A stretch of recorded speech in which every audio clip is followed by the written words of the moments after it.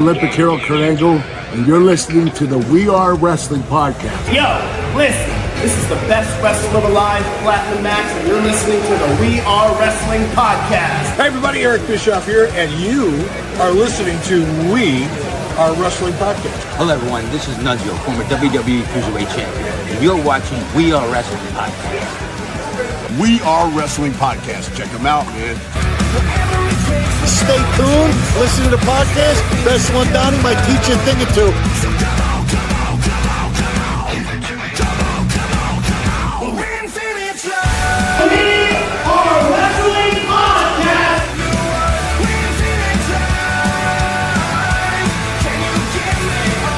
We Are Wrestling. And if you don't listen to it, then it's one-on-one with The Undertaker. Featuring your hosts, Dan Eddy and Donnie. We Are Wrestling.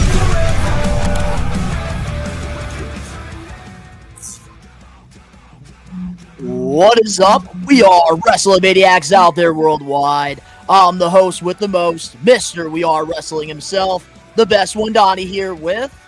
What is going on? We Are Wrestling Maniacs Worldwide. It has been 1/3 of the We Are Wrestling podcast. Actually, technically, 1/4 of the We Are Wrestling podcast. Back at it again. Sorry for the my absence last week. I was definitely a little under the weather, but we're back at it today. Feeling a lot better. It's been a pretty fucking crazy week, but it's good to be back at it. Dan, how you doing today, man? Check 1, check 2. See if my sound is working this time. I'm doing good, guys. How are you guys, man? Good. Pretty damn good. Man, And it's another week. It's another Wednesday. We're live every Wednesday, 5 p.m. Eastern Standard Time, over on YouTube, over to the We Are Wrestling YouTube channel. But before we get into an all-stacked episode here of the We Are Wrestling podcast, if you're not a We Are Wrestling Maniac already and you're listening to this episode, wherever you get your podcast, give us a 5-star review, not just any review, a best one review, and download the episodes and give us a follow. But if you're not a We Are Wrestling Maniac already over on the YouTube channel and you're not a part of the thousands of subscribers, we recommend you hit that subscribe button now, turn on the post notifications. Videos be coming out of nowhere like an RKO. And of course, you already know the grind is real. do you think still going? Yes, we do, man. We finally figured out the situation after a while. But I do want to give a quick shout out to some of the maniacs that are here in the live chat. We got Bradley in here. We got Angelo, We Are Wrestling member. Alex Johnson. We also got this person, WSTINE79. What is going on, guys? Hello, everybody. Good evening. Good afternoon, wherever you guys are. We're having another good week, and it's good to have you guys here. All right. Well, the lineup for this week's episode, just to give you guys some heads up here, pretty much we are going to be giving our full predictions for Saturday Night Main Event. And we're going to be putting over Tori Wilson later on in the show. And to end things off, we are going to give our full predictions for WWE Evolution 2, which this weekend, we're going to be busy because I'll be doing a live watch along this Saturday on the We Are Wrestling YouTube channel for AEW All In. Had to wear my Okada shirt today. I got to support AEW. And on Sunday, I'll be doing a live watch along as well for WWE Evolution 2. We would do Saturday Night Main Event, but unfortunately, AEW All In is going to be happening all day long and night probably. So I'll be watching that instead of Saturday Night Main Event. Sorry, WWE fans. I mean, Saturday night's Main Event is pretty fucking lackluster as it is. I mean, it sucks to say, but it's true. WWE kind of put themselves in a fucked predicament thinking just because they're WWE that they can just out-trump any event. Well, I hate to break the news, but All In is basically AEW's WrestleMania, and they've consistently delivered, even with fucking animosity every single time. So to do that was already stupid. And then to also double book and have a Beyonce concert right across the street, it's going to be a fucking shit show for everybody involved. So this is what happens when you want to keep acting like a petty ass bitch. So I just, at this point, And to Kinda add on to siding with that, AEW on this one. and it's also like this weekend should have been like Evolution's time to shine. Like this whole weekend should have been focused on the female PLE, And not I feel bad just for every single one. No. the Last weekend should have been hold on. Evolution in Mohegan Sun. This weekend, Hold on. AEW All In should be the show Okay, that should be pump the brakes, acknowledged. Pump the banks. Pump the Okay, brakes. all right. Breathe. Take a woosah. Take a woosa. Goose brava. Ah! Either way, if it was last weekend or this weekend's, in terms of WWE PLEs, that is, it should have been just focusing on that one PLE for them, which was Evolution. I can't Now that believe they we have haven't even Saturday gotten to the night main highlight of the events week yet, and Donnie's and already crashed out. Evolution. Yeah. No. There should be no WWE happening this weekend. It should be AEW All In. Not everybody's all in this weekend, Donnie. Because I'm sorry, All but if in. AEW had a pay-per-view going on during WrestleMania week, I would be pissed off because I That's true. want to Good watch point. both WWE and AEW. At least Have 2 TVs. I have 2 TVs. Sorry, I have got an 2 attention screens span of too. a goldfish. I can't watch 2 TVs at the same time. Oh, we'll get you I there. mean, that is true. That is true. Ben can back me up on that. I can. But if you confirm guys this. want to hear my full opinion, though, on the whole Tony Khan and WWE drama that's happening with the whole counter program thing, there's a whole extra that I did earlier in the week talking about all the latest news. And, of course, Tony Khan not being bothered by WWE this My time man around. planned. Yeah, you killed that the other day, dude. My man planned ahead. Thank you.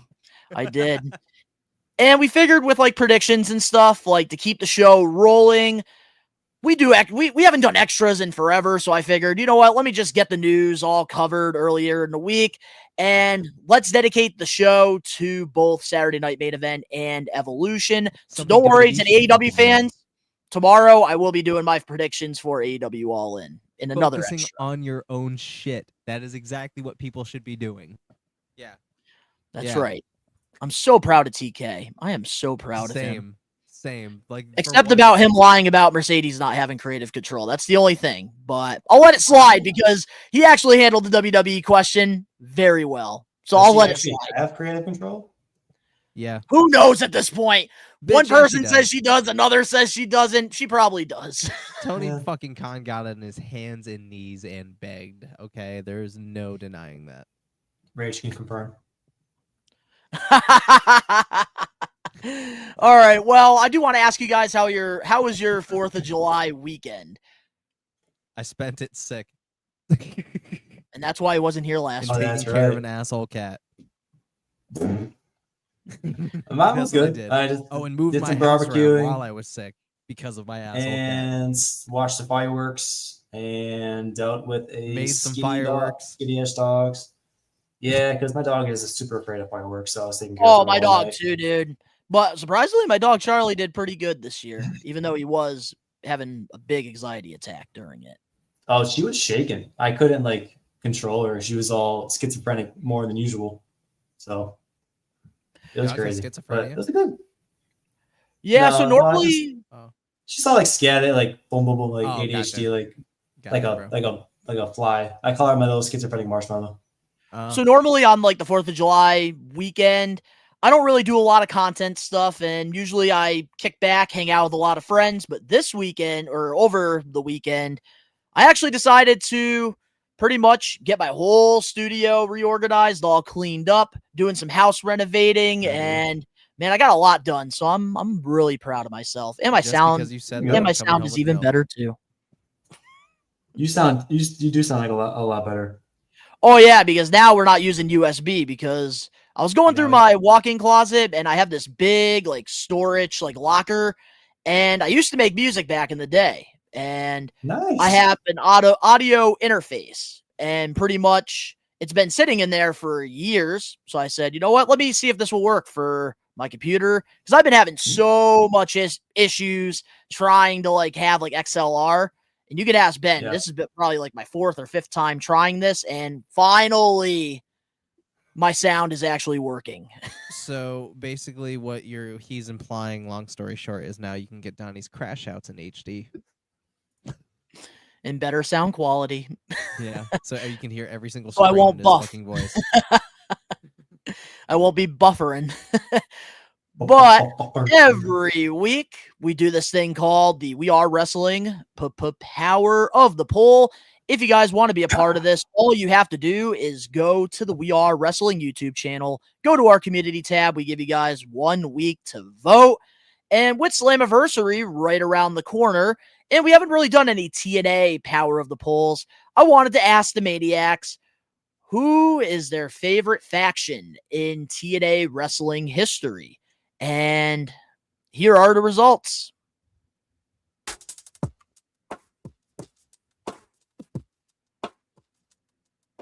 DJ Eddy. And there's the results right there. Main Event Mafia, 59% of you guys picked, while 25% picked the Aces and Eights, 11% picked the Beautiful People, and only 5% picked Team Canada. Do we agree with those? You can answer that one. I know none of those, so we go. Anybody in the live chat? What's your thoughts on the power of the poll? I recognized them last week just because you can tell Scott Steiner out of anybody really with this goatee, and then Kevin Nash with his hair and shit. So I was like, I know that person. Shit. Yeah, So, I know all of the superstars. I just don't know about their teams or their stables or anything in TNA. So there wasn't really much for me to participate in.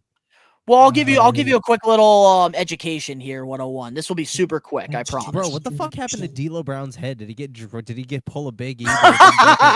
He broke his forehead? Like, what the fuck is that? He's got a bobblehead, dude. He used to go Dude, yeah, I remember his bobblehead, but what the fuck happened to his head? Did he land face first and just never went back to normal?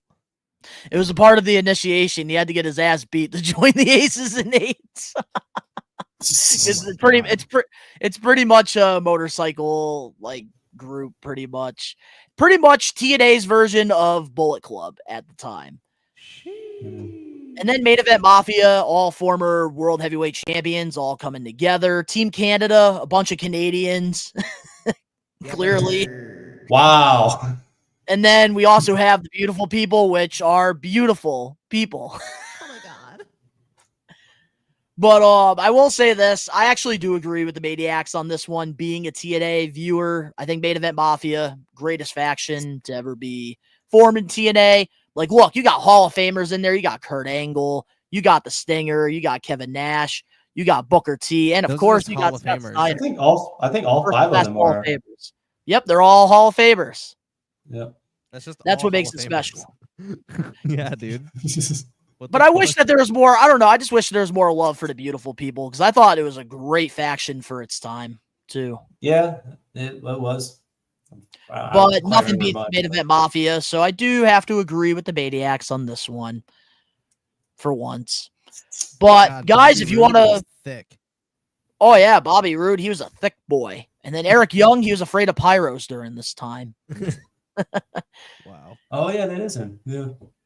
All right, well, if you guys want to vote on next week's Power of the Poll, you could do that right now.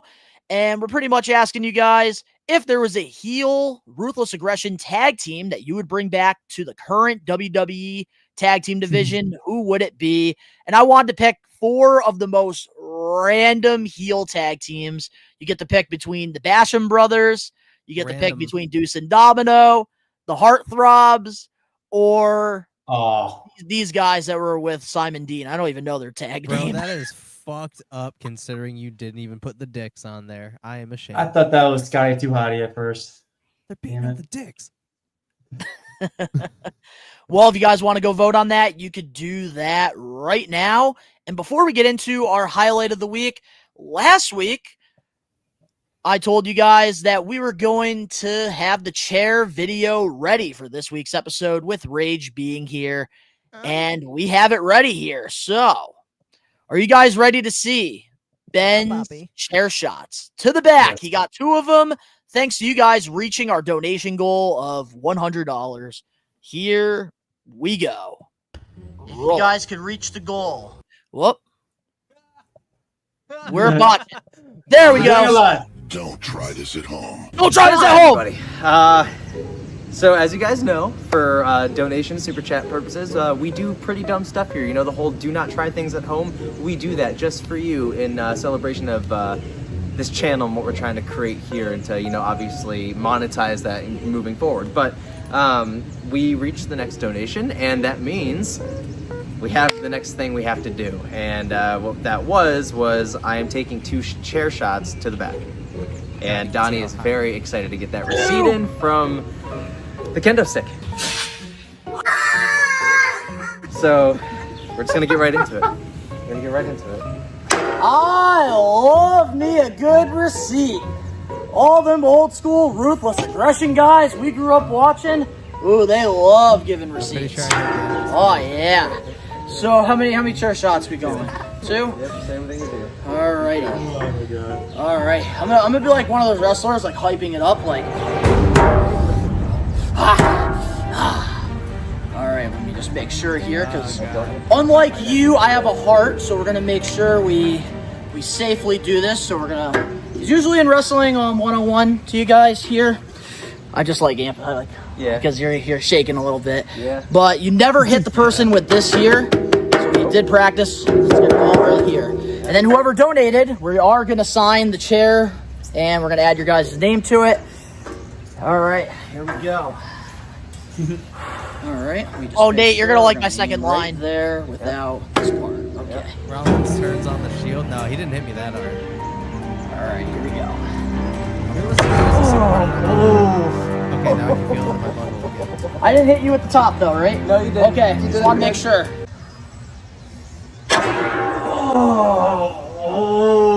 All right, That's a ringer. That's a ringer. Oh, yeah. I don't think you're going to have a crazy welt like I did, No, but... not at all. But oh my god. All right, one more. Hey.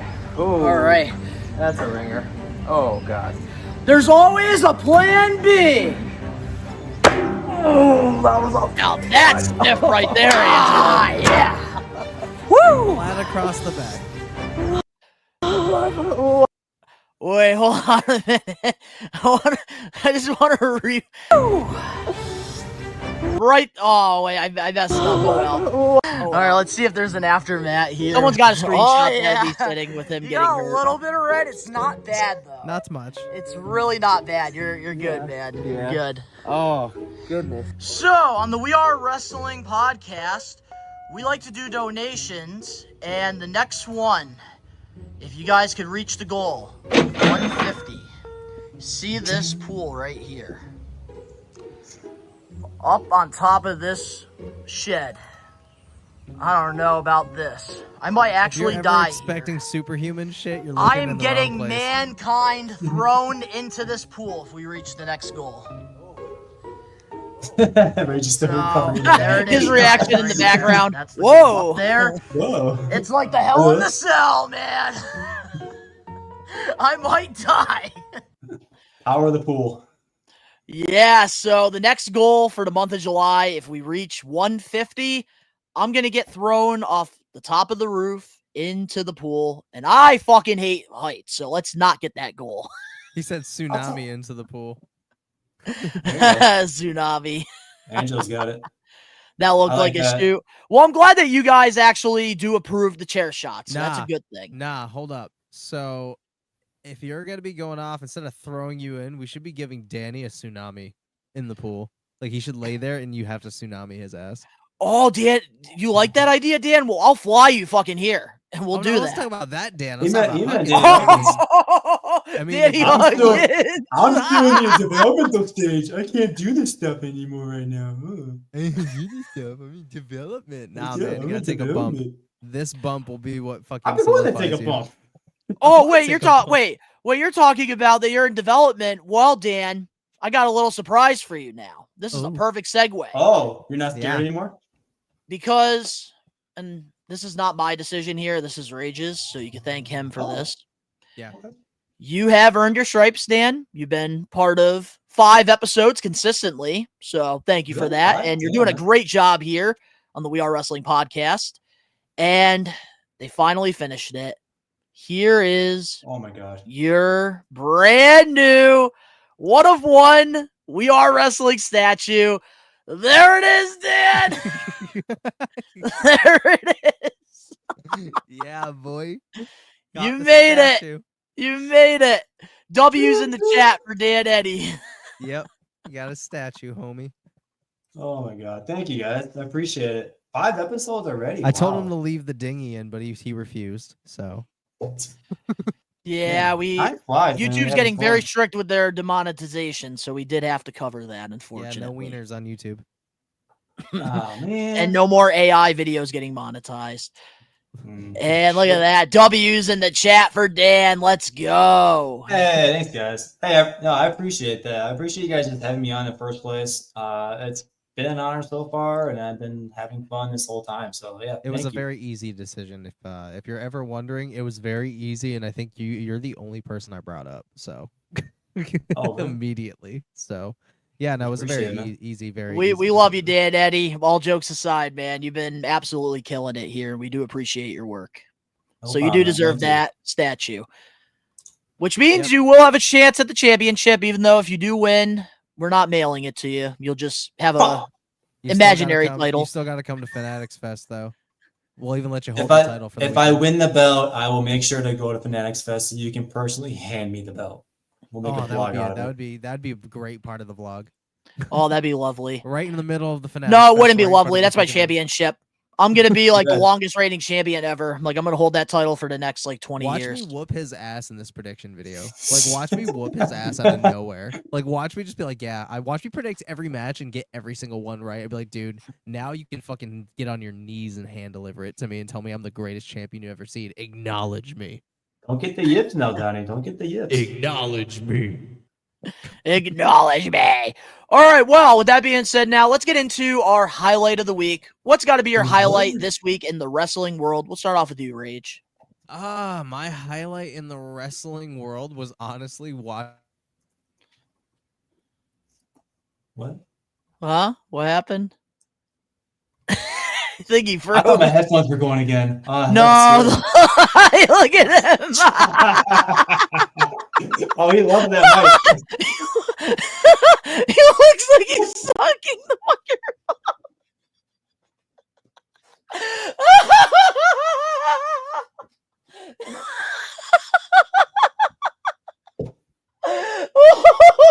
Anything can happen when you're live. Guys, this is not clickbait. This is not intentional. I don't That's know. the thumbnail for the next month. I don't know what happened, guys. The Ben here. He was just about to share his highlight of the week. Oh my god. We're gonna give him a second, but Dan, what's your highlight? Oh my god. You can't fuck. make that shit up. No. So wait, before you give your highlight of the week, to the audio listeners out there, Ben, his thing froze, and it looked like you. I don't even want to say it, but it's definitely worth going on our Instagram page and liking because we're totally reposting that.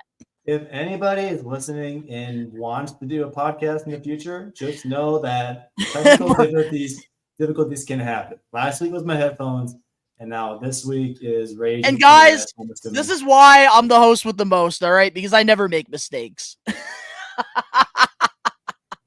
His highlight made him freeze. Not gonna comment. All right, Dan, what's your highlight of the week? Oh man, this whole time I was watching it, I was like, no, like fucking what's his name, Simba from like The Lion King, because I was just feeling so bad for him. But my highlight would probably be Braun Breaker basically destroying Sami Zayn, because before the match, Karrion Kross with the lead pipe again, Karrion Kross with the lead pipe in the hallway, boom. Beat your clue. See, he was hitting Sammy with that before the match. Sammy was like, no, I got this. Match starts. Breaker gives him, I think I want to count 4 spears total. And then the last one was his, bouncing back and forth in the ring, like 23 miles an hour spear. One of the most beautiful spears you ever seen. Like, I will seriously. say, That Province, Rhode Island crowd was incredible. It was lit. It was, and I am so mad. I didn't even know that they were coming to Province. Like that's like an hour and a half for me. Like I would have made the drive to go out there, dude. I'm so mad. How far is Pittsburgh by you, by chance? Pittsburgh, Pennsylvania? Yeah. I think it's about like 8 or 9 hours. Oh, really? Oh, my bad. They were just there 2 weeks ago, or was that SmackDown, I think? Yeah, dude, I would have went to Province, Rhode Island, but like I don't really pay attention to like the dates or anything with the shows, which I should do a better job at. But it did look like a great show, which shout out to Old School Phil, another We Are Wrestling member. He was actually at Raw, had a great time, brought his girlfriend. It was their first WWE show, and it looked like they had a blast. All I know is they're not in Arkansas the rest of this year, so that sucks. Yeah. So getting into my highlight of the week now. Normally I pick something that happens on wrestling television, but this week I got to give it to Chris Van Vliet's interview with Steve Blackman. If you guys haven't checked that out, highly recommend giving it a listen. Steve Blackman doesn't really do a lot of wrestling appearances or interviews, and this is a very rare one-on-one interview. And Steve Blackman, one of the most underrated guys, I think, in the Attitude Era. I really enjoyed a lot.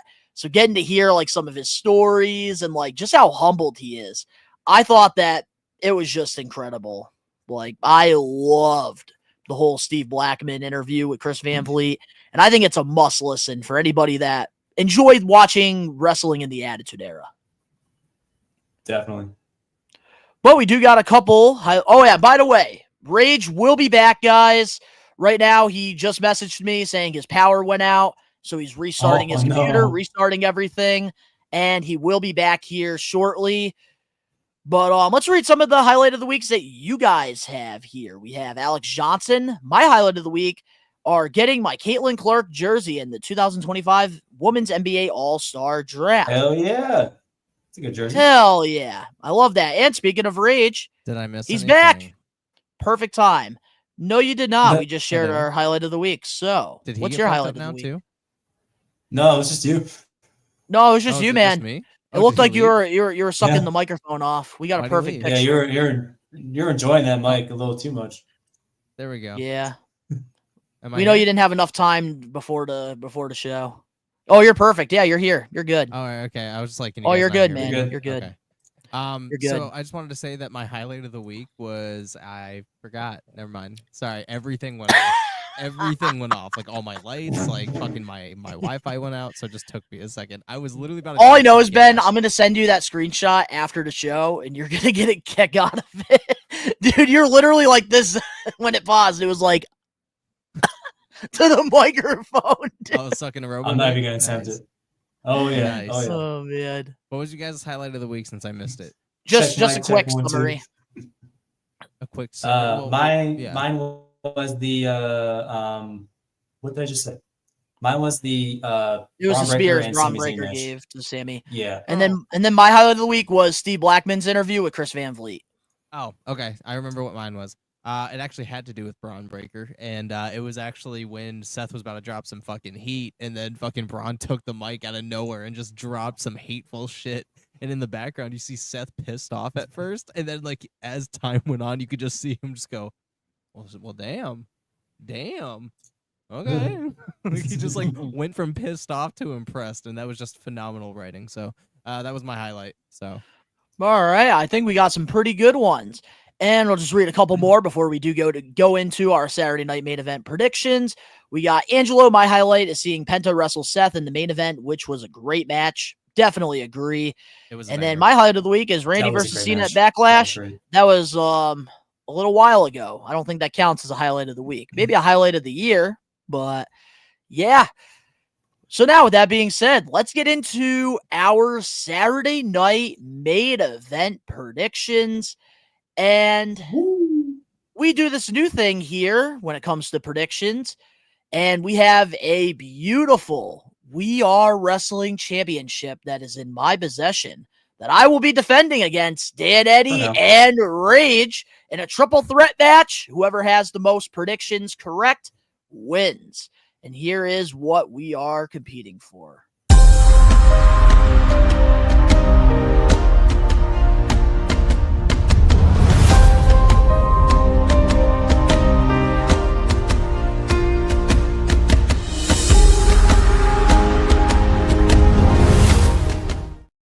My God, what a beautiful championship. And I've retained my title. I've had 2 successful title defenses. Now it's all going to come down to Saturday Night Main Event and WWE Evolution. The way we like to do the predictions, we do like to go in depth about the matches that we're talking about. And then, of course, we pick a winner. And that is how we do things. So we're combining both Saturday Night Main Event and Evolution. So if you guys are here in the live chat, we hope you guys pick your winners and your reasons because we'll share them throughout. But with that being said, let's talk about the build-up for Saturday Night Main Event. What were your guys' thoughts on it? Whack. Eh. Honestly, Garbage. If I'm being completely transparent, both buildups have been whack because like they haven't advertised Evolution really like at all. The matches kind of make sense, but at the same time, they kind of don't. It doesn't really further any stories. It's really kind of just a pay-per-view for the female superstars, which is great, and I love that. Saturday night's main event is just like a glorified house show. I feel like it's very lackluster. Like there's like one match I think that I'm like genuinely hyped for off it. Other than that, I'm just like, dude, fuck. Like it's not looking good in terms of a build-up. So personally, I feel like both build-ups have been kind of non-existent. It's more about like feud furtherings or like bookends. I feel like we're just cleaning up loose ends before the big things happen at SummerSlam that we I've been hearing some rumors and I'm excited to talk about it. But yeah, that's all I got, man. There really hasn't been a solid build up on either pay-per-view end, and that's kind of shitty. Yeah. Premier live event. I don't know. I think if I was looking at it correctly, there was only 3 matches for the Saturday Night main card to begin with. 4. Nope, 3 matches for Saturday Night there Main is Event confirmed as of right now. Oh, okay. So yeah, like, and the best one there is probably the LA Knight and Seth Rollins one. I was literally thinking the same thing. So, like, I can see. Yeah, I agree with Rage. It's basically like a stepping stone between now and SummerSlam, just to kind of tie up a few loose ends, or kind of continue the storylines of what they've been working on for the last, I don't know, maybe year and a half. Because they make a slow cooker look like a fucking air fryer because they're cooking this stuff so freaking slow. With every storyline, and with 3 matches with 50 ads, probably. Yeah, exactly. And that was my next point too. 3 matches. Money out of everything here, every single sponsorship, every single hell, baby, give them hell. Backstage. It's just ridiculous. I'm looking forward to Evolution more, to be honest. But me too. Me too, which is why I'm going to watch along for Evolution since it is on Sunday. But I'm going to keep mine short and sweet here. Did WWE and AEW switch bodies this weekend or something? So. I think because normally going into a pay-per-view weekend, usually going into an AEW pay-per-view weekend, they're the ones that usually have 3 matches and then they fucking book like 12 matches on their Dynamite. But now WWE literally only has 3 matches, and how many more days are we? Thursday? 3 days away, and we only have 3 matches. Yeah, that is wild. Yeah, WWE needs to stop counter programming AEW because it's really not doing any good for WWE, and I feel like it's really getting more people excited for AEW if you really think about it. Because like online, usually AEW gets a lot of negativity, a lot of shit, but I feel like this week they're not really getting as much negativity because more people, I think, are generally excited going into All In. They basically shot themselves in the foot because they're trying to go against All In, but at the same time, you make a good point, Donnie. It's basically like how they switched seats, and now AEW all of a sudden looks like the underdog or the baby face in terms of wrestling terms for this weekend, and WWE is the heel. I never thought WWE was going to take a heel turn. They've been the heels for a very, very long time. What'd you say? John Cena did this year. You didn't have that in your bingo card. No, but Donnie? So what I was saying was WWE's been the heels for a very long time, but they've been very good at hiding it when Triple H and TKO started to run things. Yeah, dude. True. Yeah, now it's just like. But man, I feel like AEW and WWE low key are like the Big Show. They keep going back and forth with being baby faces and heels. Dude, yeah, they fucking can't. They just cannot figure Because it out. when AEW does good, they become the heels, and then WWE becomes the face, and they go back and forth. It's like they're playing fucking hot potato. It's gotta stay honestly humble. awful. Yeah. Yeah, they need to stay humbled. Take a lyric from Logan Paul. All right. Well, with that being said, let's get into the matches. I was going more with Kendrick, but not Logan. But sure, go off. All right. Well, starting things off here I was with gonna let that one go. here Randy Orton versus Drew McIntyre. Ah, man, that's gonna be a banger. Honestly, bro, this doesn't really need a. So this is one of those matches where you're going with two really big professionals and at this point veterans of the business, including Drew McIntyre. Like I'll say it, he's up there in veteran status. This is one of those things that really kind of didn't even need a build up. You just know it's going to be a banger ass of a match, and they're going to tell a story through that match. But I also think that this is going to further something. I think that this is going to be one of Drew. I think this might be Drew's next big feud is Randy Orton. Because right now, he's coming back from having some time off to go to Jinder's wedding. I know. I don't know if I think I heard That something 3MB about picture him. is pretty cool. It was Seeing all sick. three of them together. Yeah, that was sick. They were just missing I Hornswoggle. I think he was also filming something maybe too, because it was an extended time off. I might not be right there, but I heard this something match about is- him doing like a film or something. Yeah, So I think he might but- be onto something. Who, McIntyre? Either way, though, Yeah. McIntyre, yeah. Either way, though, I'm pretty hyped for this match because it's just gonna be a banger. Like it's just two veterans that are just gonna tell the story, and it could or couldn't go anywhere, but I think it's going to. I'm gonna wait until the end to choose, but I already know who. Yeah, I'm I was gonna choosing, say I want So, each of us. We're gonna give our thoughts on the match, and then we'll pick a winner. oh, okay. What's so your it's What's just your gonna be a thoughts, banger. Dan? Oh, okay. I think I was kind of going on the same lines as Rage. I think this is surely something that didn't have to be as a match, but granted that their match card is only 3 matches total, like why not? So I think it leads to something that we've been as fans kind of craving for months. And I think a lose here from by Drew McIntyre. So Drew McIntyre will take the match. I think this just kind of sets Randy Orton off, and we get a heel Randy Orton, and that can set up for something big at SummerSlam. So kind of like what Rage was saying, but just to give an example. Yeah, so I think that this match is made to really start like a little feud that's gonna, I think, go all the way to SummerSlam. I can see them probably having one more match at SummerSlam. Yeah. And I do see Randy Orton turning heel on Cody Rhodes during the John Cena match. I do see that happening. Because I don't know, I feel like something is in the works with Randy. He was kind of scaring me a little bit during the last PLE there. I heard.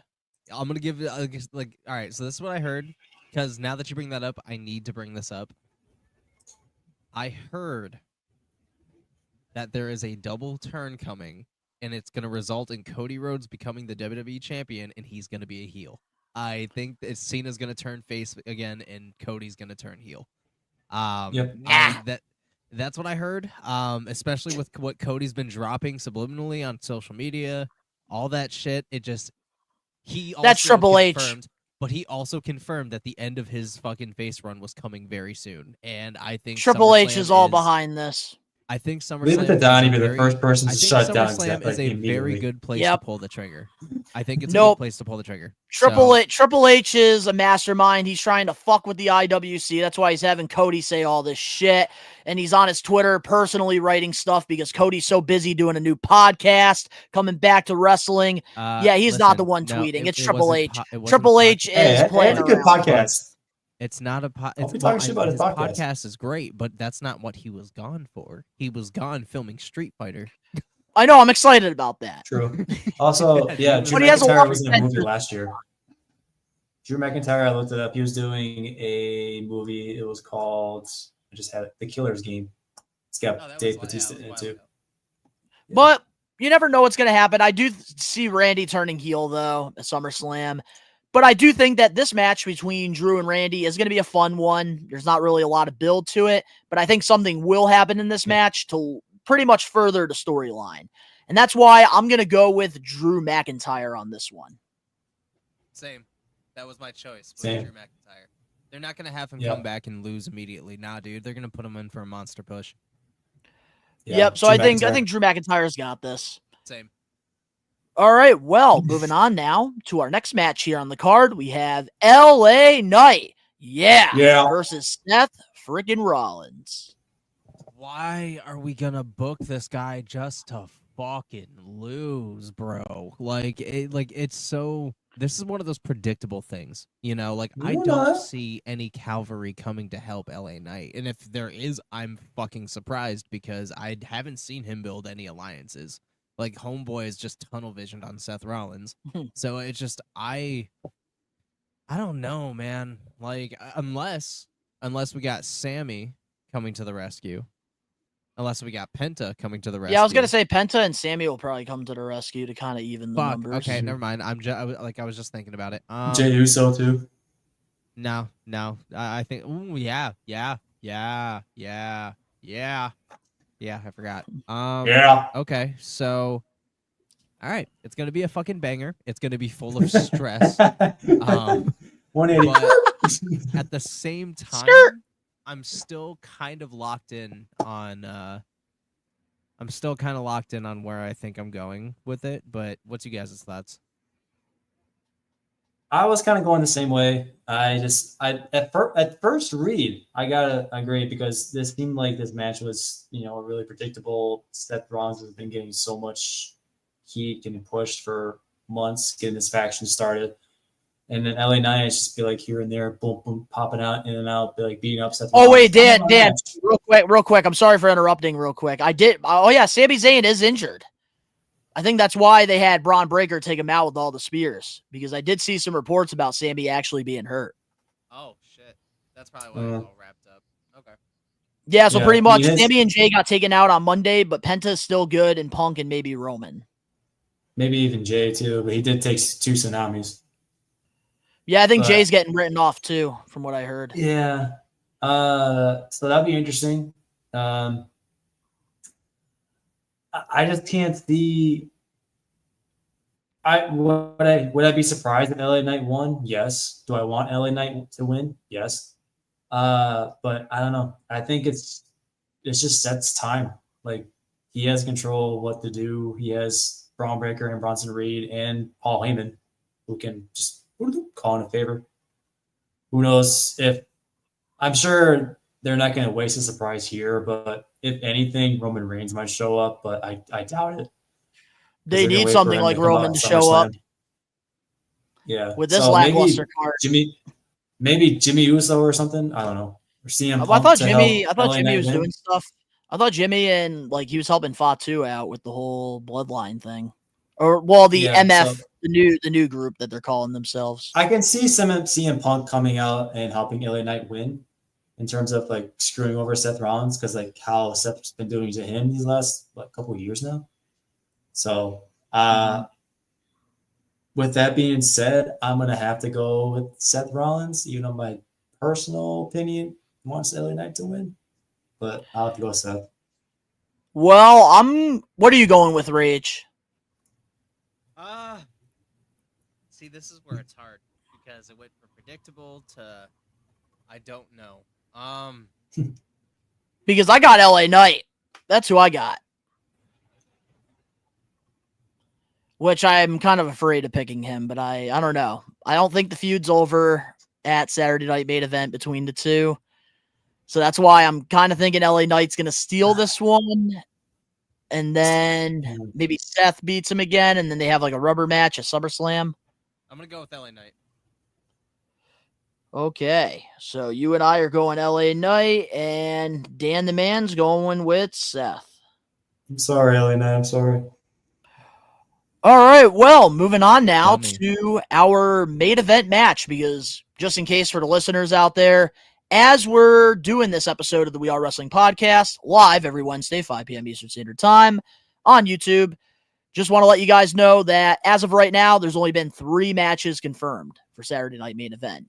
So that's why this is pretty quick. But our main event match for the WWE World Heavyweight Championship, Gunther versus Goldberg. I don't care. Took the I word really out of my don't care. Come mouth. on, the man's retiring. I Come don't give a on. fuck, dude. He You should should've be retired happy. I'm fucking- happy that he's fucking He should retiring. have retired 10 years ago. I Yeah. don't know. I mean, it's gonna be a. I need to tread lightly with what I was just about to say. It's gonna be a good match.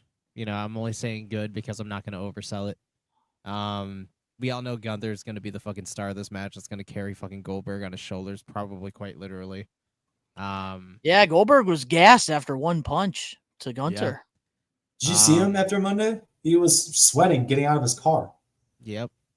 The smoke's getting too much to his head. That's why he doesn't inhale it anymore. That was a Pass the beautiful fuck part. out. That was a beautiful part. I don't know. I think obviously Gunther's obviously winning. It was just a retirement match in Atlanta. That's really it. I don't see much more coming out of it. Maybe a cash in, but if the feud's continuing with Seth, he's gonna go to cash in, and LA Knight's gonna stop it before it even happens. So I don't know. I'm gonna go with Gunther though. Yeah, I'm gonna have to go with Gunther too. That's the only reason I would pick Goldberg to win is if there's going to be a cash in, because they're making it sound like it's Goldberg's retirement quote unquote tour too, but it's a retirement match, and to have him win and hold the title for what? How long? Like to have a Vince would shit himself. Already Hall of Famer be a transitional champion? Come on, that's just for him to win that title. Cool. Against Gunther of all people, awesome. Dude, people Gunther. are absolutely delusional if they really think Goldberg's going to win the championship and have a short run with the title. Because I've been seeing that, and I think that is the most delusional thing I've ever heard in my entire life. This is the most predictable match in all of 2025. It's Atlanta. Goldberg's going to retire in his home in Atlanta. And especially with like the reception and stuff that he got in Province, like Rhode Island, like he got a WCW pop. He was over this past Monday on Raw. And like, there's no better way of going out. And he's even going in the ring with one of the best in our generation right now in the ring. And I think Gunther's going to give him a great match. And I really do hope that they both deliver. I always hope for a pro wrestler to be able to hang their boots up when they want to hang the boots up and get to call like the end of their career. So I really hope that this all pans out for Goldberg. Like I really hope that he does have the match that makes him happy, that he could sleep at night and say, you know what? I had a great career. And maybe his son will get into the business if the football thing doesn't play out. Facts, bro. That kid's pretty big. But I do think that it's obvious Gunther's going to win. I hate that this has the world championship involved because I think it would have been so much better if there was no title involved at all. Yeah. Just a regular so match. we're all in agreement though. Goldberg's losing, right? Yeah. All right. Well, you and I, Rage, we had the same predictions for Saturday Night Main Event. And Dan, your only different one was the LA Knight and Seth Rollins match. Because we're keeping track this time, so we're not playing the guessing game. Going 3 for 3, baby. 3 for 3. All right, well, we'll see about that. The only way to find out is by watching the shows. All right, well, with that being said now, before we get into our WWE Evolution predictions, we're going to be getting into our We Are Wrestling Getting Put Over segment. Look at that statue, Dan. Look at you. You made it. Motherfucker. Chiseled. Every week, we pick one past, present, or future professional wrestler, and we put them over. All summer long, we are acknowledging all the talented women wrestlers in the business. Last week, Rage, you picked Liv Morgan, and you weren't even here to put her over, but don't worry, Alex Johnson subbed in for you. And this week, it was my pick, and I decided let's put over one of my favorite women wrestlers, one of my crush during the Ruthless Aggression era, and that is Tori Wilson. Hell yeah. And oh yeah, here we go. So the way we like to do this, if this is your first time being a part of a live episode of the We Are Wrestling podcast, we like to ask you guys in the live chat, favorite title run, favorite match, favorite segment, favorite year, favorite rivalry, and a what if scenario. And before we do that, we're going to talk about her accolades that she had, which, we're botching here. There we go. Look at us. Look at us acknowledging Dan's statue. Love it. So this week with Tori Wilson, she's never won a championship in professional wrestling, which is crazy to think about. But don't worry. Don't worry. I did some research, guys. She was the cover of Playboy back in May 2003. She was number 43 in 2007 in the FHM 100 Sexiest Women in the World. Yep. Then she also was on a reality show, I'm a Celebrity, Get Me Out of Here. She was actually the runner-up in the show back in 2009. Also, she was a part of the WWE Hall of Fame class of 2019. Yep. And right now, currently, she's a fitness model. And she's been advertising this new app that she's working on and pretty much dedicating her time to fitness. Yeah. All right, well, let's get into our favorite match because usually we start off with the titles, but she didn't have any, so we can't really put that over. Nah. We're going to go with Molly Holly 2002 for the Women's Championship.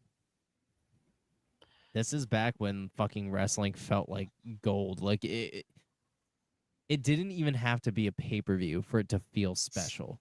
Like, some matches just made fucking sense. And this was actually one of, like, the only matches really around this time that didn't involve, just titties. Like, this was kind of split kind of like a little hint of what the future was going to hold, and like what they're doing now and the sportsmanship part of it and not just, the eye candy for all the creepy ass fucking male wrestling fans back in the day, like they actually had athleticism. And this was one of those big things that just we kind of got echoes of what was going to happen in today's time, in today's climate. Well, before you share yours, Dan, I do want to say this. Around this time, like Dave Finlay, he did a really good job as like a producer trying to give the women more opportunities. And you knew you were going to get a good women's match when you had Molly Holly, Ivory. Another one I would say would be obviously Trish Stratus, Lita. Plenty of great women wrestlers. Victoria, Gail Kim, like all around this time in 2002. You knew you were going to get a good women's match. But what do you got? What do you got, Dan? I got the same match versus Molly Holly for the women's championship back in 2002. It was her first ever championship match, and I think her only one. She did have some matches against Mickie James for like some house shows, so it's considered like her official only championship. Yeah, they usually don't count the house shows. Keep it professional, and then just to kind of have fun with it, I chose the first ever eggnog match against Stacy Keibler in 2001. Path full of cum. And I was rewatching this match, and I was like, "Holy shit!" Core memory unlocked because it's eggnog rage. It was like, let's see, 2001. So I was like 11 years old. That's what we call it. Yes, we are. It's eggnog. It's eggnog. It was in December. So, and the fact when I was listening to the commentary, it doesn't look like anything. It's not anything you're thinking of. It was, back with J.R. Ross and Jerry the King Lawler were commentating, and at one point in the match, I think it was like actually at this screenshot too that Donnie has up for all the audio listeners. It was like Stacy Keibler has just mounted Tori Wilson in eggnog. And then just randomly, Jared, the King Lawyer, was like, "Merry Christmas." This is one of those fucking matches you have to change the channel, bro. When you're fucking relatives, you had to change the channel, pretend you were fucking sleeping when this shit came. It was like, wow. Not in my house. Only when my mom was coming in. Don't worry, Mom. I'm playing with my action figures. By his action figures, recreating my eggnog match. It's fucking everywhere, bro. Mom, all right, so my favorite match, I went with the fun one because like around this time, like obviously like she's had better matches than this, but like I wanted to have fun. I saw Dan's answer with the eggnog, so I kind of went back And I went with a tag match that was on SmackDown. It was Mae Young and Tablet Moolah versus Dawn Marie Wow. Wilson. And they were all wearing schoolgirl outfits. Wow. And the best part about this match, which I couldn't put the screenshot of it, Mae Young did the Bronco Buster to Tori Wilson. This screenshot, Donnie, just took me back like 15 years. So I appreciate it. Yeah, I wanted to pick a fun Wow. one. Like, there's obviously been better matches, but No, like boy, Tori Wilson boy, always had the boy. fun matches during her She time. did. You right.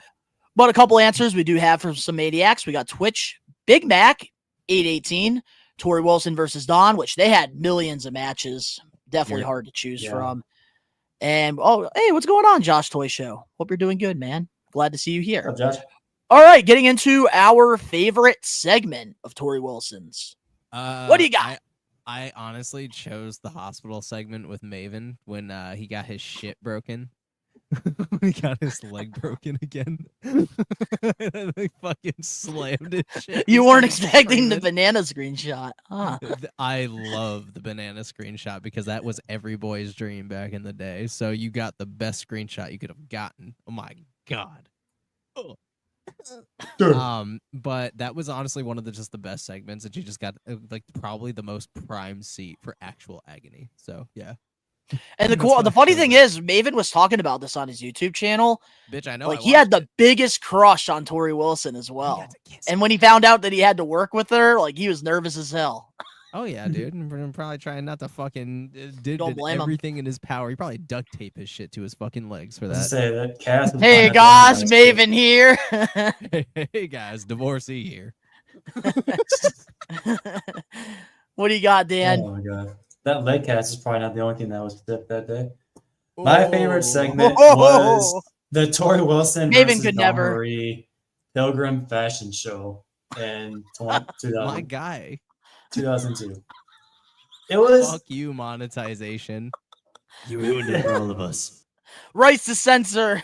Shout out to Stevie Richards and Ivory and the You Good scroll over. Father. Eat to my dinghy.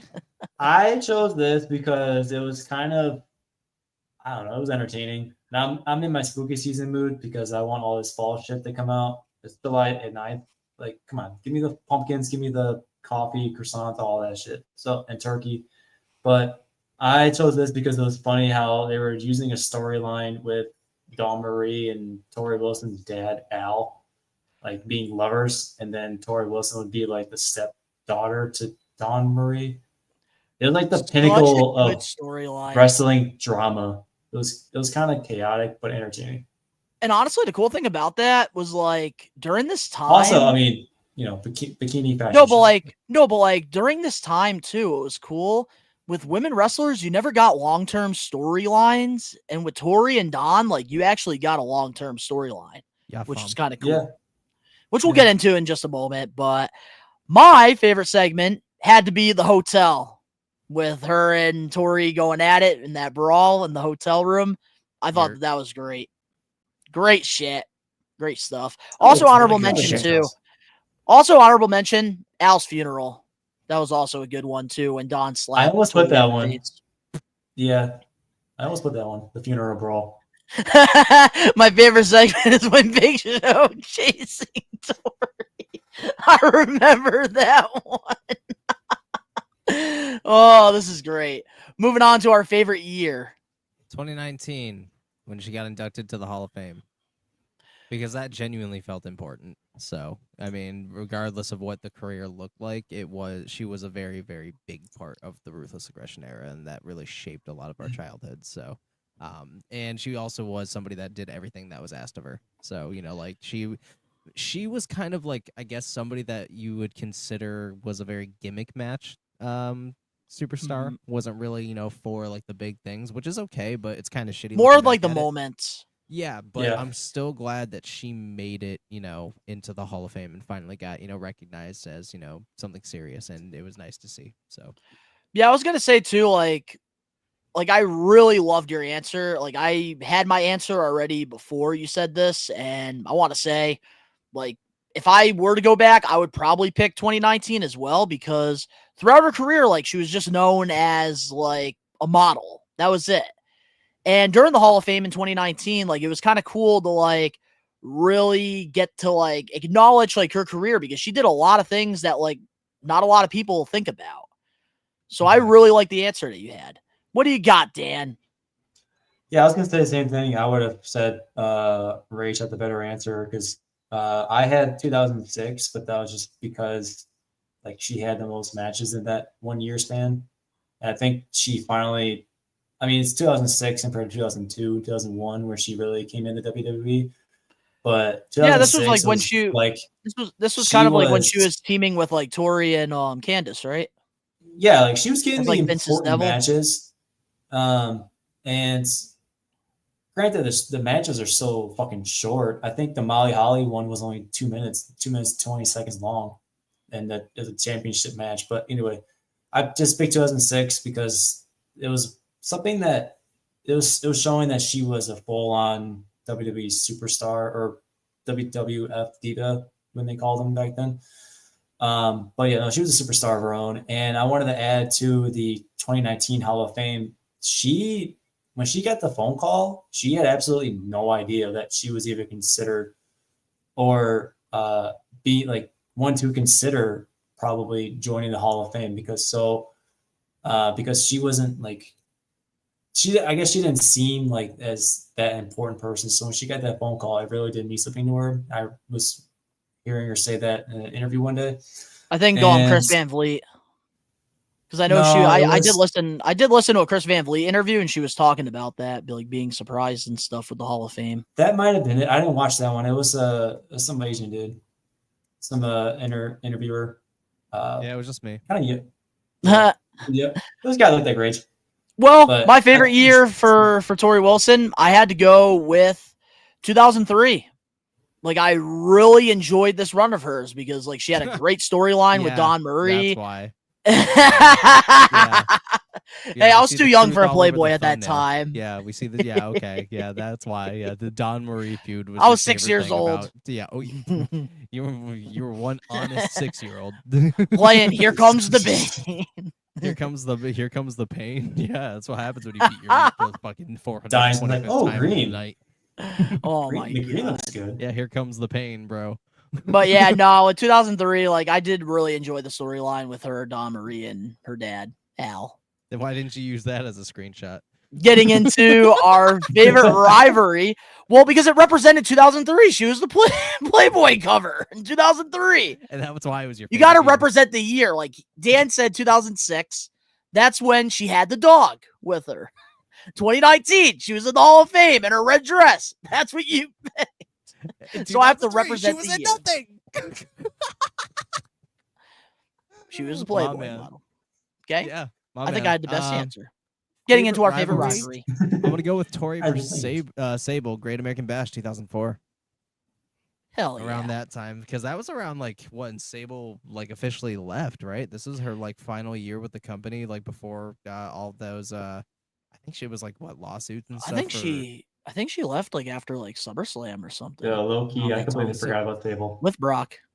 Yeah, so I mean, like this was kind of a guilty pleasure for like on behalf of Sable because like this is like one of her last big things she did before leaving, and this was kind of like also one of the last times Tori was really like heavily featured in a lot of stuff. So like this was like one of her last big things too, unfortunately. Yeah, because around this time she was like the face of SmackDown, and then like she went over to Raw and started teaming with Victoria and Candice Michelle.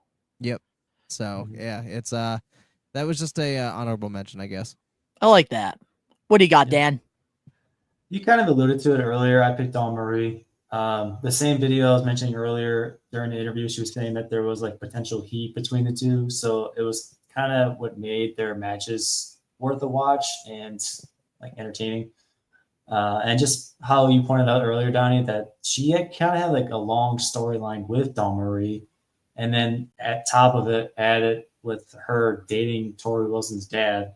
So structure. That's what I loved about it. And so I obviously had to go with Dawn Marie. Like I didn't think there was a better answer than this because it was one of the few long-term storylines that happened in the SmackDown women's division, and I feel like it could have been even bigger if they had a championship involved. But they had no championship involved, and the fact that they were able to keep this rivalry relevant for as long as they did, I applaud them, because I think that is very difficult to do, and they did a great job here. And it really helped Tori Wilson become the top babyface of the SmackDown brand. That's why she was the cover of Great American Bash 2004. But now let's get into our what if. Look at you, Dan. You're on a statue, bro. I love it. If I gotta go with a biggest what if Tori Wilson debuted in the time of now and debuted during the women's revolution and was in her prime then, now, what would her career look like? Because a lot of the things that existed back then that she was a heavy staple and headliner in, they don't exist anymore. So if she were to debut now in today's climate and where the women are now in terms of what they can do you think her career could have been different? Her story could have been different? I will say that's a great question. I think she would win a championship, and I think that she would adapt better in the modern women's division because of her athleticism, with her fitness background, her yoga. She's very athletic. So, I think that she would definitely fit well. She did great in the 2 Royal Rumble appearances she was in. Facts. There was some promise there. I think that would kind of highlight her wrestling portfolio a lot better than how they did back then, because of, I think it was you, Rachel, saying that she's more of a gimmicky match kind of wrestler. Granted, the fashion show and the bras and panty match. But I chose as a what if to say, what if she actually won a championship title? She's in the Hall of Fame. She hasn't won a championship title. I get that. But there was rumors that she was up there to win the Divas Championship belt when it came about. So, what if that were to happen? Would she have been in the Hall of Fame sooner? Would she have been, A-class, one of the top divas instead of thinking back in the Divas era? Would we be thinking about Tori Wilson more than say AJ Lee or Paige with the Divas Championship belt? But taking that belt out of it, I just said, what if she had more championship matches? Because, like I said before, the Molly Holly one was one of her only ever championship matches. My God, she would have been the perfect first Divas champion. I would have had her over Michelle McCool any fucking day of the week. And I'm not trying to discredit anything Michelle McCool's done, but Tori Wilson, that's my biggest what if. What if that Divas Championship debuted during the time when Tori Wilson was the face of the SmackDown brand? Because the Raw division had the women's title. SmackDown didn't have a title. So when Tori Wilson was on the show, she was competing for nothing. So imagine they had this Divas Championship around 03-04. I think that she could have been a great champion. So that's my biggest what if there when it comes to I'm having a brain fart. That women's championship belt that Molly Holly had, was that from WCW? No, that was the WWE women's title. Oh, the original. This is a Divas title. This was their separate brands, when they separated the Raw and SmackDown. So this got debuted around 08. Oh, okay. But guys, that is it for the getting put over segment this week. And yeah, I got to pick Tori Wilson. Absolutely enjoyed doing this with you guys. Next week, Dan Eddy, now that you have a statue, now that you are not in developmental, who are we putting over? So as we were doing that segment, I was in between about 3 of them. And one of them starts with a C, one of them starts with an L, and one of them starts with an A. You could probably guess the L one, because there's not really many wrestlers that have the letter L. Lita? Yeah. But I think I'm going to go Chelsea Green. We already did. What? Oh, damn it. Yep. You did? I had the whole build up. Come on. Damn it. Wait, right. did Oh yeah, we did put her over. Yep, you're I had right. this I had this. Okay. Oh yeah, now that you're official member, I gotta send you the actual list that we do have. So I'll send you. Oh, that okay. one. I'm blaming Donnie. That was Donnie's fault. I didn't know we didn't do that. We did that one. Yep, That's totally fine. my fault. Yep. Donnie. I'm gonna That's what fucking you did. destroy that fucking statue.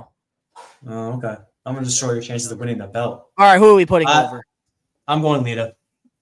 All right, Lita next week. I like that. We're gonna be putting over Lita.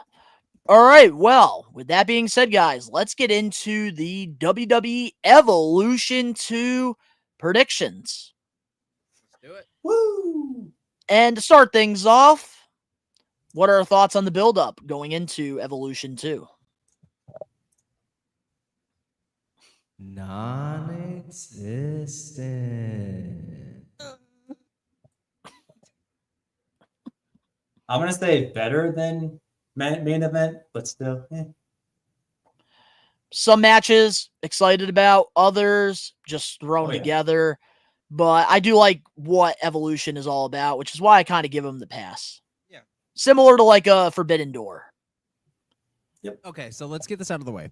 It does have so much potential. Like, the card does have potential. It's just, how hard do these ladies want it?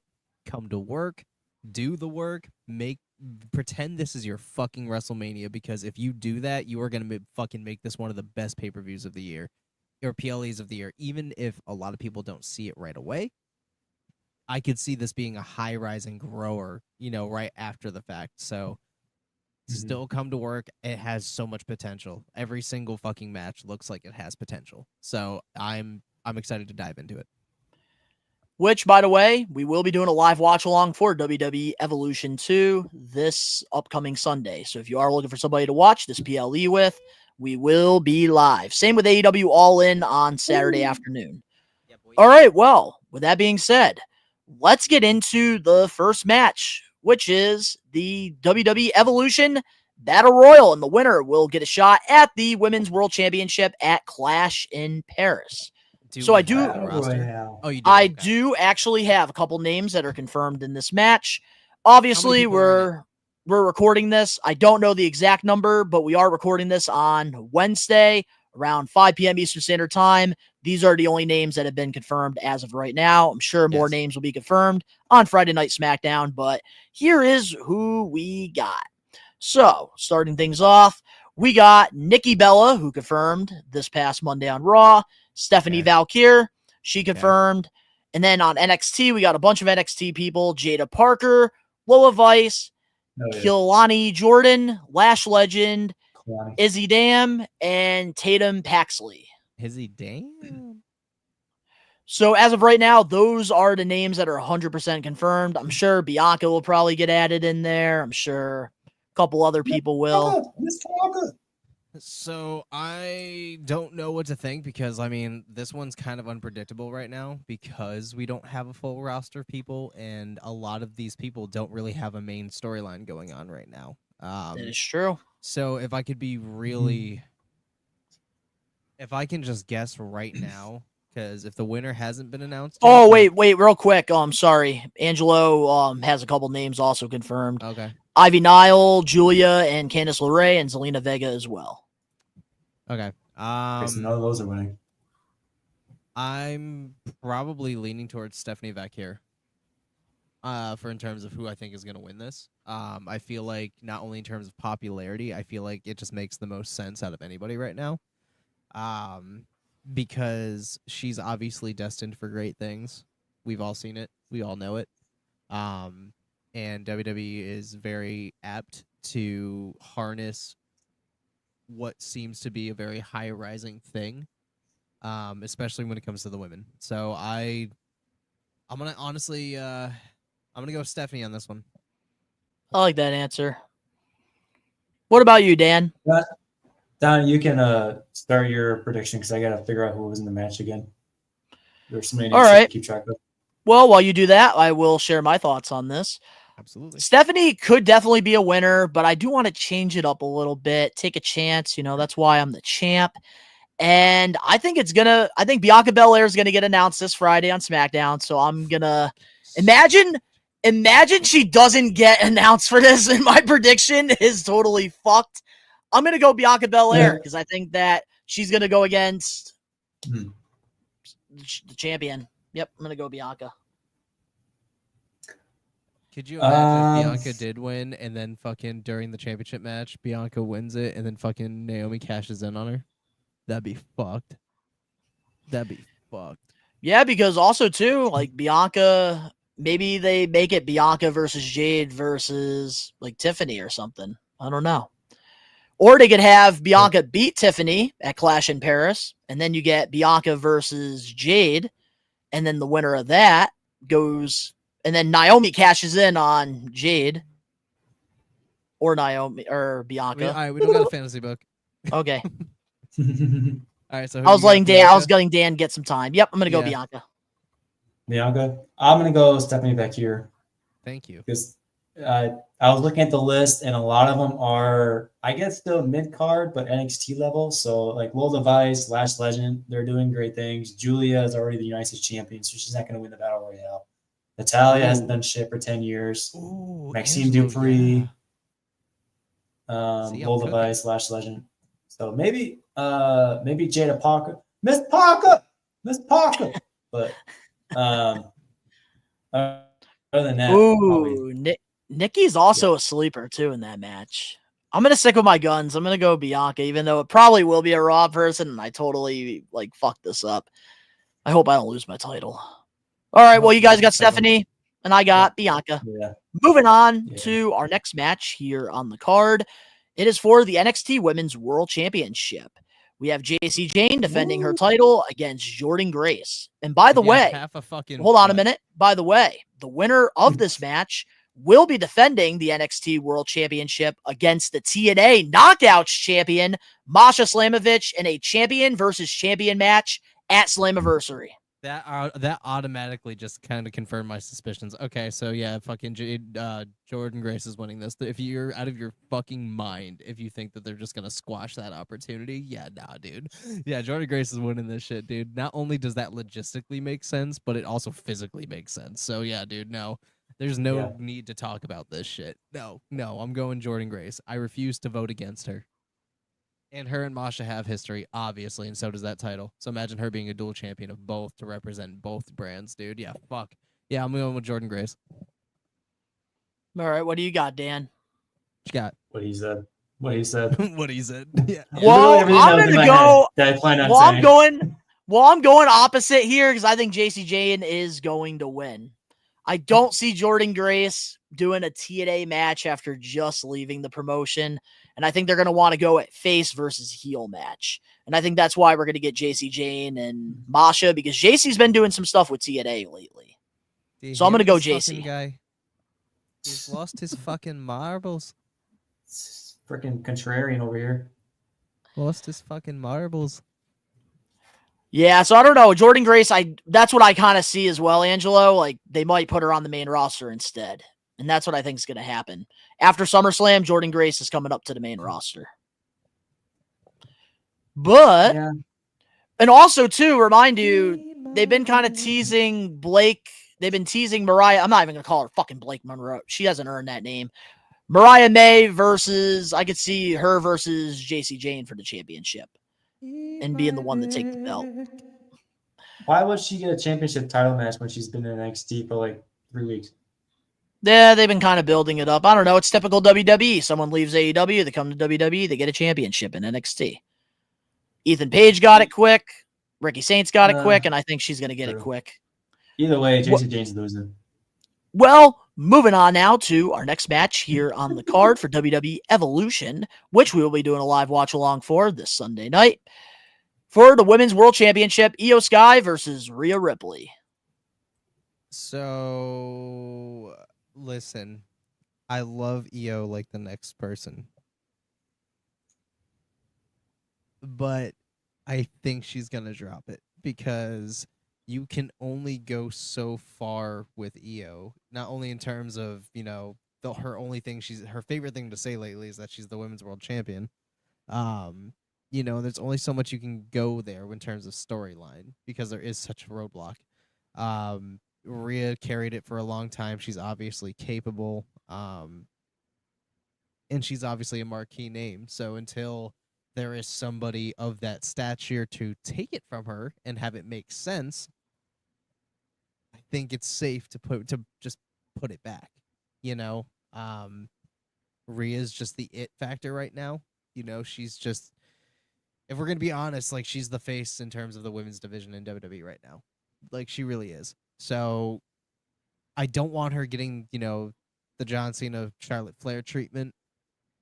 But I think logistically right now it makes sense for the long run until we can do something proper about it. Because what has EO done with it? Not much. So, and there's not much she can do. But that's just me. Obviously, you guys know who I'm choosing. So, talk amongst yourselves. Yep, because mommy is always on top. You're... What do you got, Dan? It's true. I agree. Mommy's always on top, but I'm gonna have to go EO. I think I read who was it? Angelo's comments saying that they've been building the story about how Rhea can't beat EO, and to make the Evolution something, going back to Rachel's point earlier, to make Evolution something worth talking about years to come, that this match has been built up pretty quite well, actually. Like this is one of the better matches that's been built up for this PLE. So to have a swerve of something like Rhea Ripley losing to Io Sky once again can only help her chances of having a great SummerSlam match down the road. With in terms of Io Sky, like what they can book and stuff, yeah, I can see Rage's point. Like they can't really go much where else unless somebody comes up or something. But I just had this gut feeling that there's going to be some sort of distraction to help Io retain the title. Something happens outside the ring. So you think we're gonna get a Io heel turn? Is that what you think? Possible. Not so much a heel turn. I just think somebody's gonna pop out, maybe get involved somehow, or just come out and stand there and then distract Rhea that way. Like I will say this. I am so torn with this match because I see both of your guys' cases here. Like, I feel like Io just got the title and they haven't really done much with it, which is why I feel like maybe there is some plans with her with the title. Maybe she gets a big win over Rhea. She picks up some momentum, something she needs. But then Rhea Ripley, like Angelo here, makes a very valid point. Rhea is winning. They've been building the story of her. She can't beat Io. She will be 5-0 if Rhea loses. And I see Rhea versus Valkyrie in Paris, and I have Rhea holding the belt by the Australian show. And with SummerSlam being their biggest show, Rhea is also the bigger draw. And going into SummerSlam, you kind of want that. I don't want Io to lose the title, but I think I'm going to have to go with Rhea Ripley because, like, she did take care of Raquel and Roxanne, so like maybe they can further it when. Yeah, I think I'm gonna go Rhea on this one. Same. All right, so we got myself and Rage going for Io, and then we got Rhea, and then Io is going with Dan. All right, perfect. Trying to keep track here. It's tough being the host with the most. But moving on now to our next match here on the card. We have a fatal 4-way tag team match for the women tag team titles. Raquel and Roxanne will be defending their titles against the Kabuki Warriors versus Charlotte and Alexa versus Sol Ruka, and I can't pronounce the other person's name. Zulia or Zoria? Yeah, Zoria. We're just going to say Zoria. Zariah? Zariah? I don't know. Angela will correct one of us in the live chat, but what's your guys' thoughts on the match? This one is the most unpredictable out of all of them.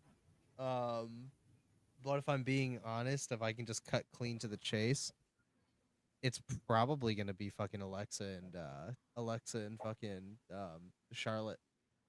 Because that's two really fucking large names unless they're going to be feuding after. I mean, if all else fails, I feel like the Raquel and fucking Roxanne are just gonna retain. Oh, wait, here we go. We got a little spell error here. Zarya. Zarya. Thanks, Angelo. Thank you. All right, what do you got, Dan? What's your thoughts on this? Who do you got? I don't know yet. Man, does gold look good on my girl right now? I'm going to say Raquel and Roxanne Perez retain. Yeah, same here. I think I'm going to have to go with them winning because they just gave the title to Roxanne, and I think it's a little too early for them to lose the belts. But then again, like Charlotte and like Alexa, they've been building that like relationship, and I'm actually impressed with how they've been building them up as a tag team. But I don't think it's going to happen yet. It will happen eventually, but not yet. So with the whole Charlotte and Alexa Bliss thing, I see them as a good tag team. They're going to start feuding once they lose, and Alexa Bliss is going to kind of go into her mindset. And they've been kind of rumoring about Alexa Bliss rejoining Nikki Cross as tag teams and her joining the Wyatt Six ever since she came back in the Royal Rumble, I think. So yeah, because I thought we were going to get her and Nikki. I thought we were going to get her and Nikki Cross as a tag team.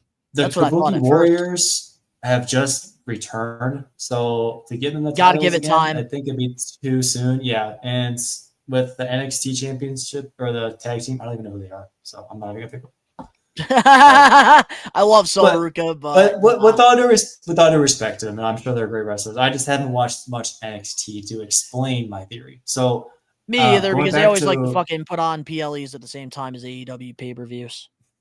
Going back to Raquel and Roxanne, they've been building a storyline to have them as a tag team. This would help Roxanne finally become part of the Judgment Day, like officially with the belt and everything. And it would just help with the whole like feud between Roxanne, Raquel, and Liv Morgan once Liv Morgan comes back.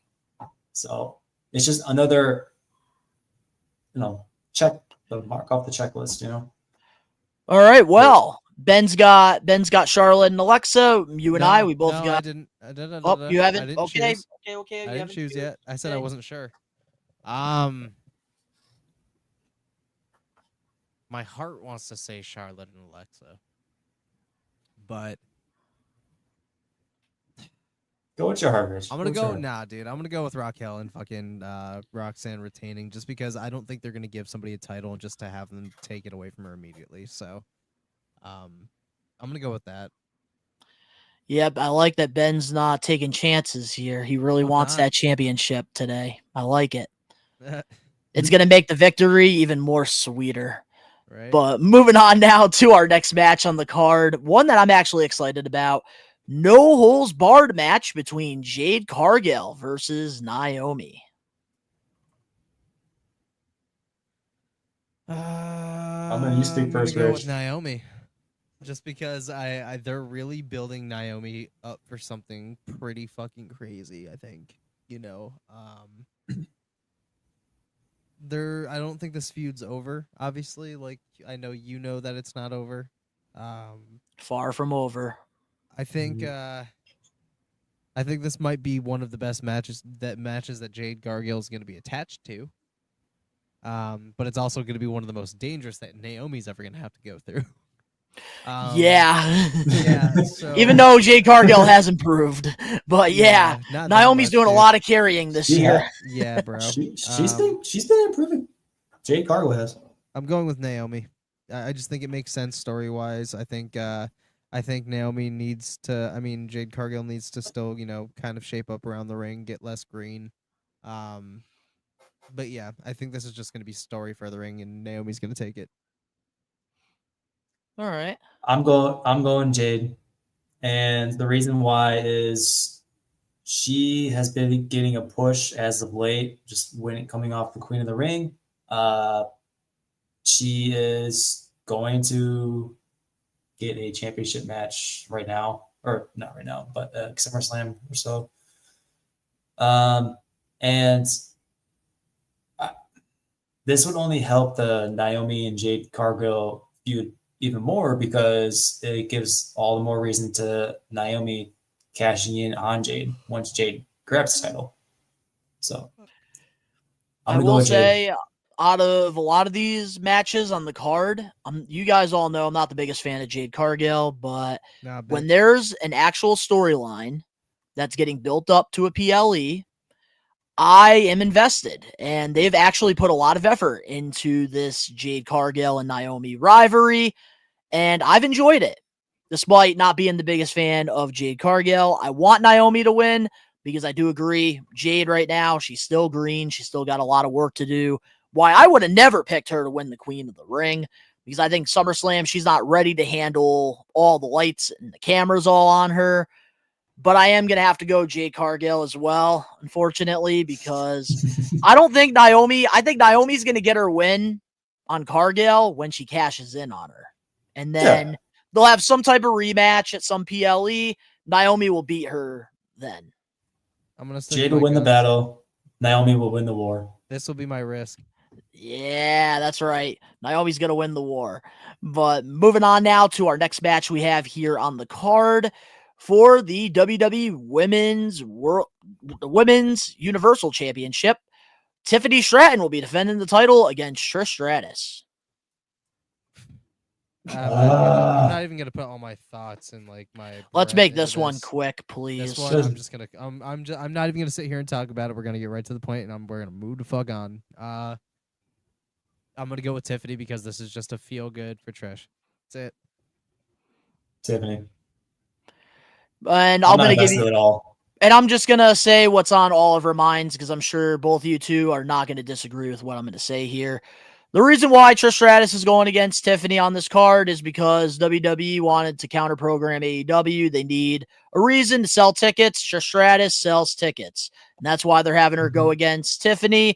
There's been literally no buildup. What has Trish Stratus, just like Goldberg, have done to earn a championship title shot in 25? Nothing.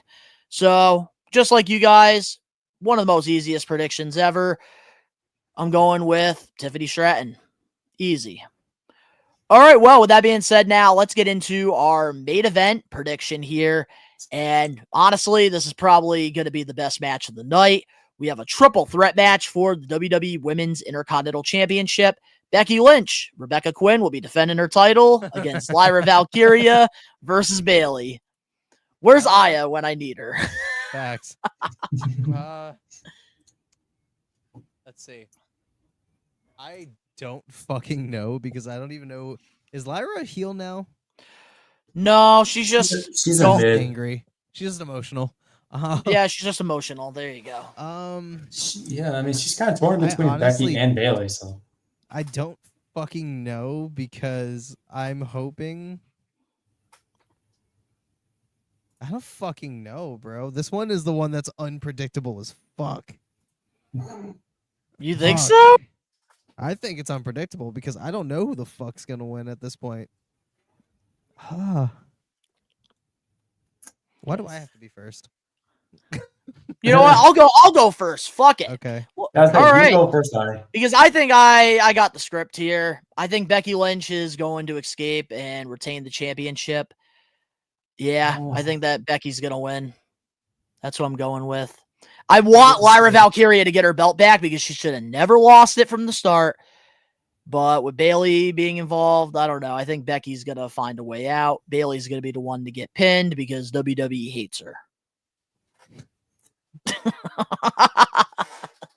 you want to go Wow. Wow. That was cinematic. That was cinema right there. So when it comes to this match, I think I agree with you in terms of who's gonna win. I think it's gonna be Becky, but I'm hoping that at the very end we get a very resounding pop for a hopefully returning AJ Lee. That would be fucking sick. That would be really sick to add to the mix of what's gonna happen next. Yeah. I will never say never, especially you know, with AJ Lee, it's like I'm never going to make that prediction because I want it to happen so bad, and it's one of those things where like I'm not gonna be able to believe it. I feel like until I actually see it. I hope you're right. I hope you get that right. I am going to predict that AJ Lee does return, just because I mean today they just uploaded her fucking the story of AJ Wait a Lee. minute. You're onto something. Hold on a Yeah, minute.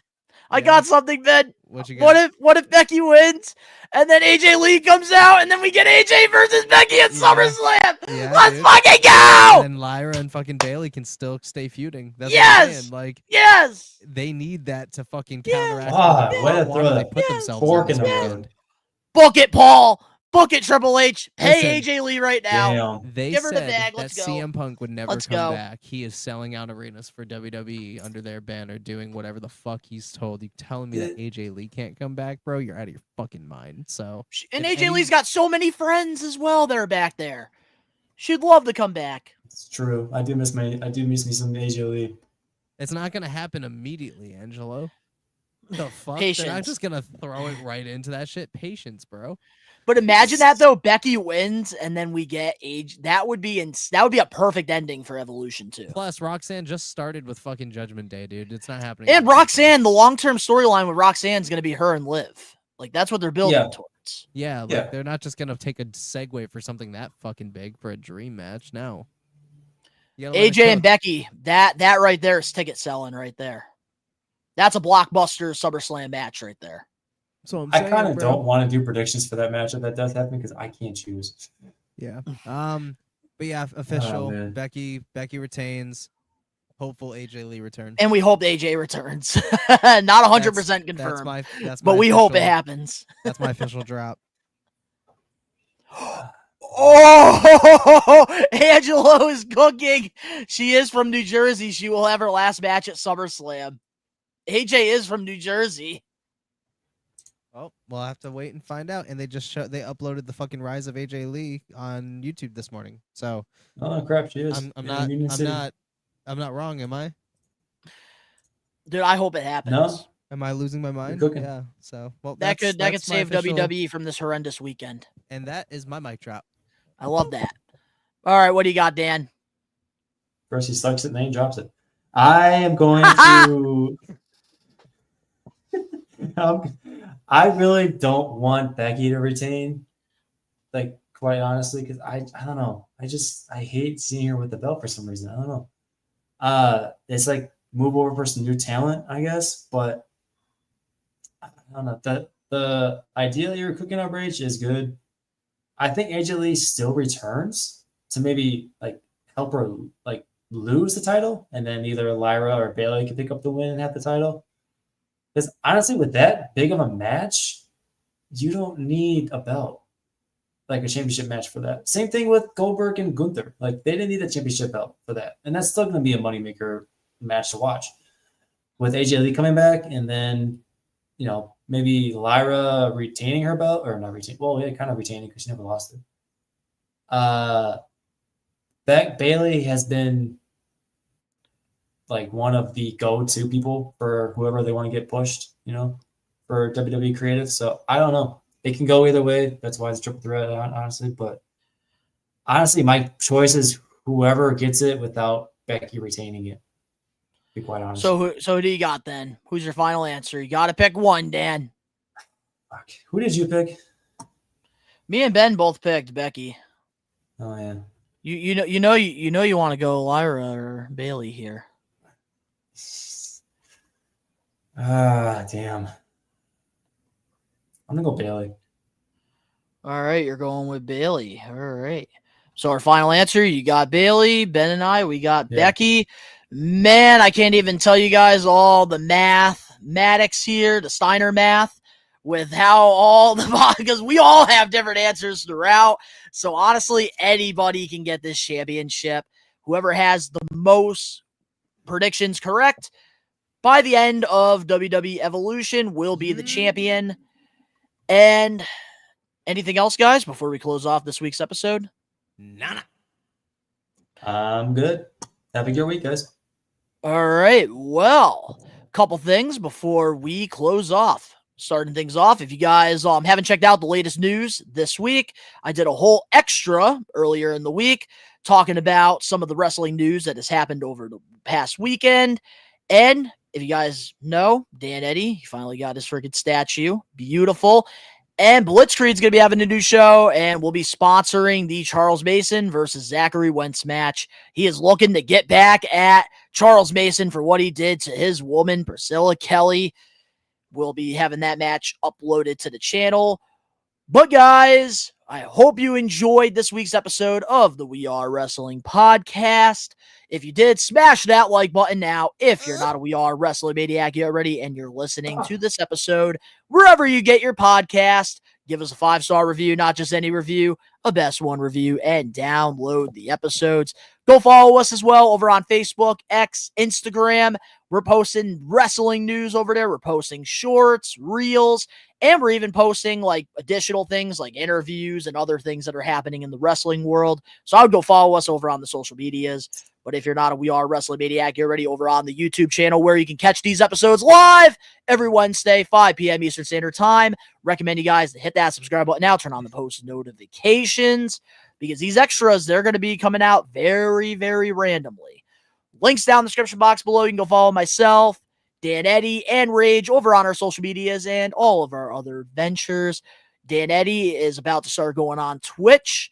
Rage is already killing it on Twitch. And myself, I have a whole toy channel. And Rage and I, we also have our own merch stores as well, which are the first links down in the description box below. So if you guys want to support us, go the extra mile. Go down in the links below. And you can even go to Pro Wrestling Tees and get yourself a We Are Wrestling shirt. They are available now. And one final thing before we say goodbye. If you have nothing going on this Saturday afternoon, I will be doing a live watch along for AEW All In. I think Ricky Knows Best will be with me. Not 100% sure there, but I will be live here regardless what happens. And then on Sunday, WWE Evolution 2, I'll also be doing a live watch along as well. Dan Eddy, are you watching Evolution? I will. Yeah. All right. Well, hey, okay. So you and I will do it. Rage, unfortunately, won't be able to this weekend because he is a full-time father. So with that being said, to all the We Are Wrestling Maniacs out there worldwide, we are take it over. Peace. Take care.